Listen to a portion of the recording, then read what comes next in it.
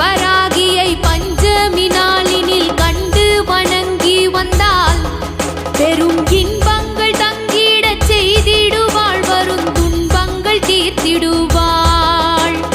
சிங்கத்தின் மீதினில் வந்தருள் செய்திடும் சிந்துர வண்ணத்தினாள், அன்னை செங்கையில் சங்குடன் சக்கரம் கொண்டவள் விஷ்ணுவின் அம்சத்தினாள். பச்சை நிறத்தவள்